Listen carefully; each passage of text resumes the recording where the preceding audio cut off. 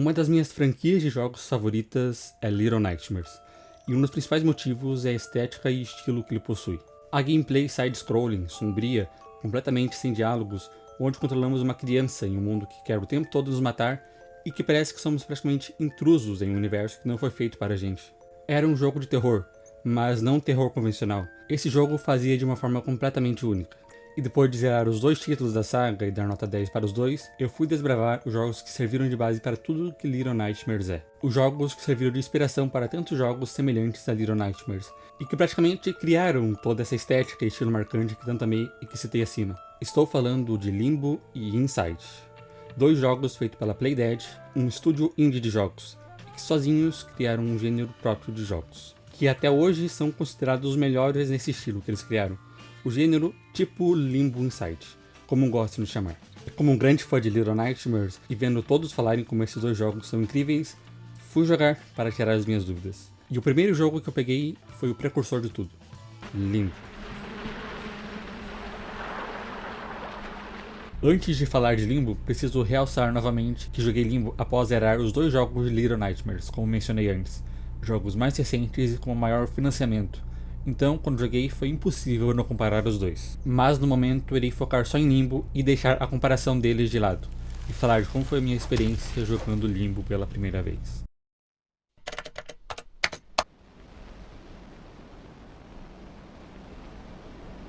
O jogo começa sem explicações, sem objetivo. A frase, incerto sobre o destino de sua irmã, um menino entra no limbo. Essa é a única coisa que é dita sobre a história do jogo. Somos jogados nessa floresta e tudo que podemos fazer é andar em linha reta, e em um ambiente que parece que a todo momento quer nos matar. E mesmo ao progredir no jogo, parece que nada lhe faz sentido.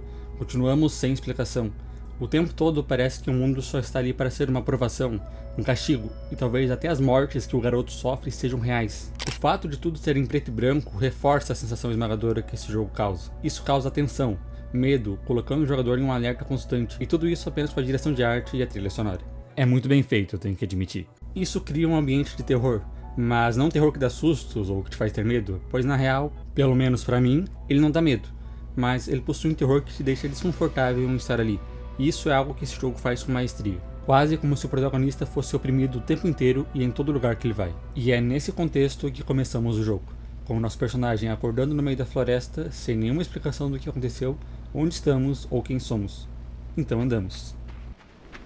Como todo jogo semelhante, o começo é um tutorial para nos ensinar mais sobre, mas logo nesse início encontramos mais pistas de que não somos bem-vindos aqui, a começar por essas armadilhas espalhadas que nos matam de forma brutal se tocarmos nela. E não muito distante encontramos um personagem muito importante, a Aranha, o primeiro boss do jogo. A Aranha é de longe o que é mais reconhecido quando falamos de Limbo, é quase o chamariz do jogo. Ela se destaca muito fácil e chama uma atenção digna, e causa uma imponência, principalmente nas primeiras cenas. Ela é tão bem feita que eu tenho um amigo com aracnofobia que se recusa a jogar Limbo por causa dela, para ver o quanto ela tem uma presença forte. Mas em mim não chega a causar medo. Ela é apenas muito bem introduzida nesse começo de jogo, gerando uns momentos muito bons. Porém sinto que ela sai de cena muito rápido e de forma muito ridícula para uma figura com tanta presença no jogo quanto ela.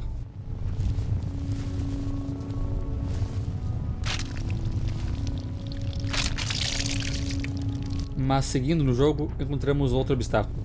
Essas outras crianças que parecem um grupo e que por alguma razão tentam nos matar, sem motivo aparente e nem razão. Tanto eles quanto a aranha apenas reforçam que tudo nesse mundo te quer morto, usando armadilhas e outras formas, mas esses são rapidamente eliminados também.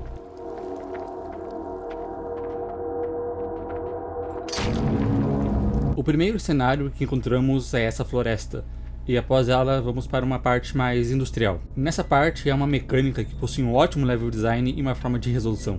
Em uma parte anterior do jogo vemos uma criança andando como zumbi com uma larva na cabeça, como se estivesse sendo controlada. Pouco depois vemos criaturas devorando essa mesma larva, mas em um momento essa larva possui o nosso personagem e temos a perda do controle. Uma situação que torna tudo desesperador. Perdemos metade do controle do personagem. Seria muito fácil tornar esse puzzle um inferno de resolver, mas não. Nós temos um longo trecho com isso na nossa cabeça para entender os movimentos que podemos fazer. Temos um espaço seguro para andar e pensar no que fazer. E já sabemos como resolver isso, pois já vimos. Esse primeiro contato com essa mecânica é simples e intuitivo, o que nos prepara para quando essa mecânica for aparecer momentos depois. e isso é simplesmente incrível em um ótimo level design. E com isso passamos mais uma área do jogo, e depois vem a chuva. Se tem uma coisa que chama a atenção de qualquer um que jogou Limbo, é sua belíssima estética visual. Em apenas preto e branco já era um visual que realça o tom sombrio do jogo. A profundidade da floresta, a névoa, junto desses sons causam toda essa sensação de desconforto. E quando essa chuva cai, fica tudo mais bonito ainda. Porém, ao mesmo tempo, toda essa estética traz um problema que eu vou falar daqui a pouco. Nessa parte do jogo parece ser algo industrial, mas sua construção é um monte de estrutura sem nenhum propósito aparente. Então quando puxamos uma alavanca e tudo começa a girar, aí pensamos que não estamos em um local normal.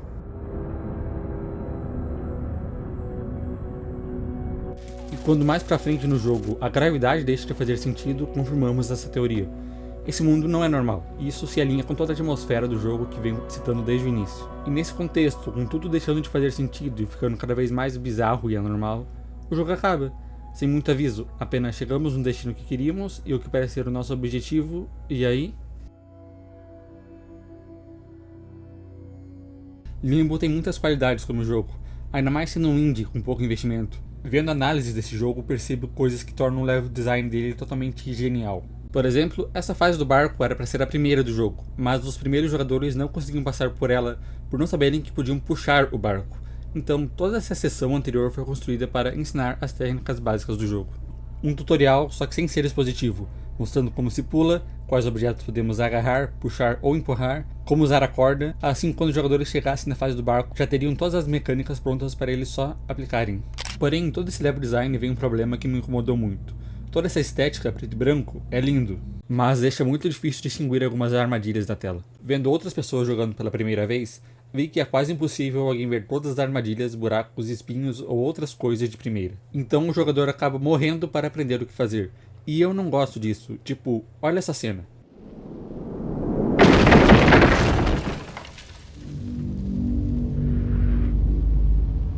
Como eu iria prever que isso iria acontecer? Limbo também tem uma tela que desfoca tudo que está nas bordas, o que também mascara alguns perigos no mapa. Esses pequenos problemas não chegam a estragar o jogo, mas deixam mais frustrante ao eu morrer por algo que eu nem sabia que estava ali em momentos atrás. Limbo foi o primeiro jogo que a Playdead lançou, então devo dizer que foi um ótimo jogo. Mas carecia de algo a mais. O jogo tem bons puzzles, mas no fim é só isso. Toda aquela atmosfera de terror e mistério, de perigo, some em poucos minutos de jogo, sendo que a aranha, um dos únicos inimigos que enfrentamos, é eliminada nos primeiros 15 minutos de jogo. Eu senti que Limbo era muito um protótipo, dava pra ver porque muitos jogos se inspiravam nele, e porque ele criou um legado, mas sinto que ele ainda é apenas uma versão simplificada. E eu senti também que poderia ver isso que faltava em Limbo em seu irmão mais novo. Assim que fiz minha review de Limbo no Backlogged, comentaram sobre Inside e como ele era superior, e que talvez eu até gostasse mais. Logo depois da Playdead lançar Limbo, eles começaram a trabalhar em um outro jogo, que ficou 6 anos em desenvolvimento e saiu com o nome de Inside. Então, algumas semanas depois, comprei Inside e decidi jogar.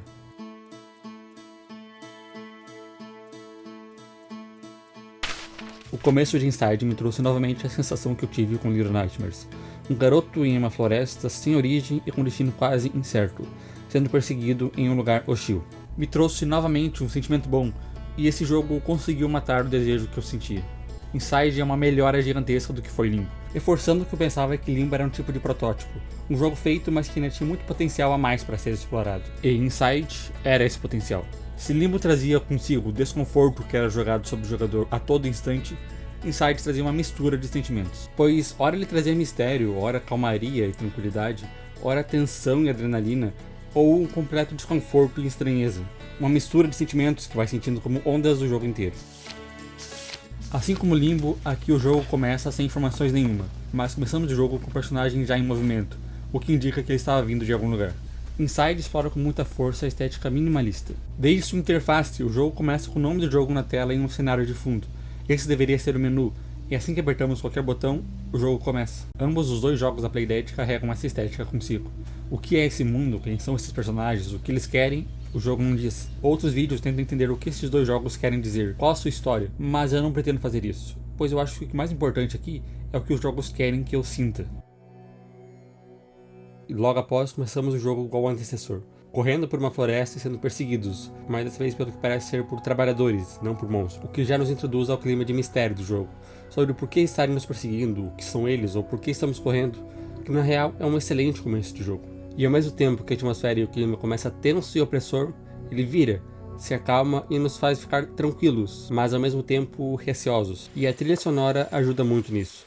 Um som quase ambiente, que causa um peso maior a cada passo que damos. O ecoar ao andar pelo cenário aberto, e em uns momentos um silêncio quase constante ecoa, e a cada ação que fazemos causa muito barulho, o que gera um desconforto gigante e uma enorme tensão. Porém, para mim, em grande parte do jogo não foi medo que eu senti, pois o jogo é tranquilo e até calmo.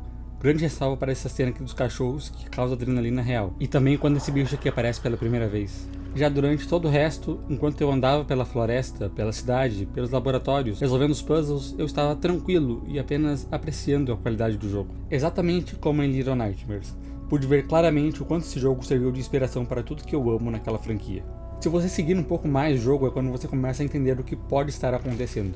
Pois ao chegar no que parece ser uma cidade, vemos pessoas marchando como se fossem zumbis, soldados escoltando com armas, alguns grupos de outras pessoas assistindo com algo que parece ser máscaras no rosto, com esses humanos passando por uma espécie de teste, nessa que é uma das cenas mais famosas do jogo. Não quero dar muitos spoilers de nenhum dos dois jogos, pois talvez você ainda não tenha jogado, mas durante a campanha inteira tem vários eventos que são completamente absurdos. E assim como Limbo, começamos a duvidar até do que estamos vendo. Diferente de Limbo, que são apenas uma série de enigmas que começam a ficar surreais, aqui é tudo mais chocante, pois ao mesmo tempo que vemos coisas completamente absurdas, como pessoas andando e agindo como zumbis, onde até mesmo o nosso personagem os usa e os controla, também parece ser o nosso mundo, o que nos faz pensar o que poderia ter acontecido para acabar desse jeito.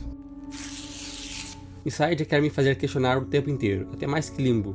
Muitas coisas acontecem, vários mapas que parecem cidades que foram devastadas, cenários pós-apocalípticos, laboratórios científicos abandonados. E aqui volta o sentimento que Limbo carregava, de gerar uma sensação de que não deveríamos estar aqui, de que a qualquer momento algo pode ocorrer, constante sinal de alerta. Aqui o sentimento não é necessariamente de uma opressão, de um mundo que está contra nós, mas sentimos que tem algo errado. E quanto mais avançamos no jogo, mais sentimos isso. Ele traz uma mistura de sentimentos que para mim é muito mais interessante do que tentar decifrar seu significado, sua história. Mas parece que quanto mais avançamos no jogo, estamos mais perto de descobrir algo que está além do que estamos preparados. Poucos jogos fazem o que Limbo e Inside conseguem fazer. Essa experiência que apenas eles conseguem nos fazer sentir, e que Inside é o ápice disso na minha visão. A fotografia e a trilha sonora deixam esse jogo deslumbrante. Sério, olha isso.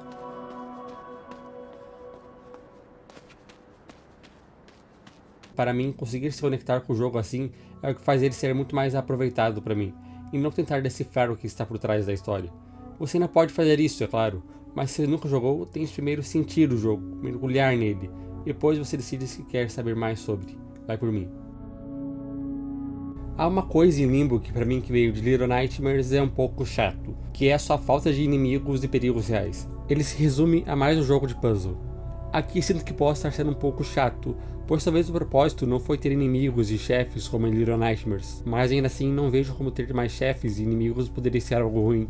Um dos únicos chefes que temos é a aranha, e os poucos momentos que ela aparece com uma ameaça já são épicos, e além dela ser a única, é praticamente esquecida rapidamente. Já em Inside a impressão foi completamente diferente, pois aqui o jogo é construído com diversas variações de cenário, puzzles e obstáculos, e possui outra proposta. Eu não senti falta de chefes aqui, até porque o jogo se mostra completo em sua proposta. Mas o que me desagradou em Inside é o mapa ser em 3D, com profundidade, mas nossa movimentação ser linear. O que me incomodou mais por eu ter como referência um jogo que é side-scrolling, mas com liberdade de interação com o cenário, que aqui, por ser um cenário muito bonito, e é apenas um plano de fundo.